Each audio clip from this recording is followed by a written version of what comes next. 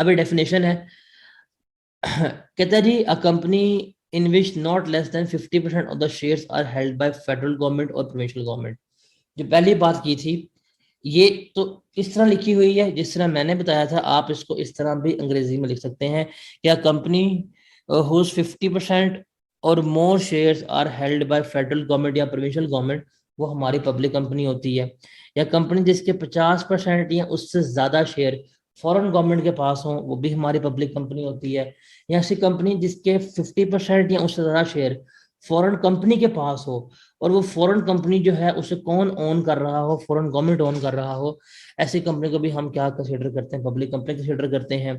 या कंपनी जिसके शेयर्स वगैरह जो हैं वो स्टॉक एक्सचेंज के ऊपर ट्रेड हो रहे हैं, बिक रहे हैं पूरा साल या साल के किसी भी वक्त, लेकिन जब हमारा ईयर एंड हो, जब साल का एंड हो, स्टिल वो कंपनी लिस्टेड हो, उसके शेयर्स वगैरह बिक रहे हों, तो ऐसी कंपनी को भी हम क्या करेंगे, पब्लिक कंपनी कंसीडर कर रहे होंगे।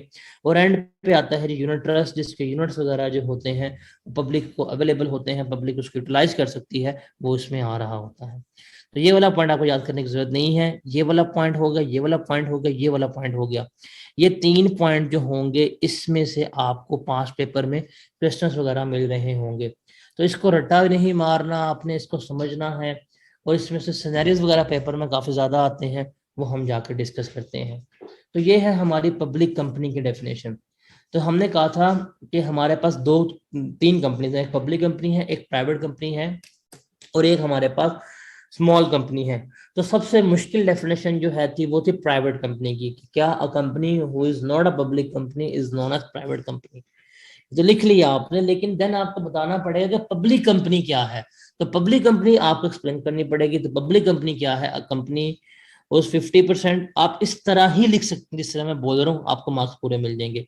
या कंपनी हुज 50% और more shares are held by foreign federal government और provincial government, or a company whose 50% or more share are held by federal government, or a company whose 50% shares or more are held by a foreign company which is wholly owned by a foreign government, वो भी इसमें आती है।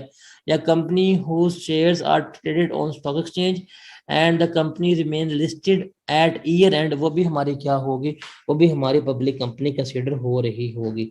तो ये हमारी public company की definition है। डेफिनेशन भी पेपर में इसकी आ चुकी हुई है 2 से 3 दफा, कि पब्लिक कंपनी की डेफिनेशन क्या होती है। मेजोरिटी इसमें से सवाल केस वगैरह उसने पेपर में पूछे हुए हैं पब्लिक कंपनी से रिलेटेड।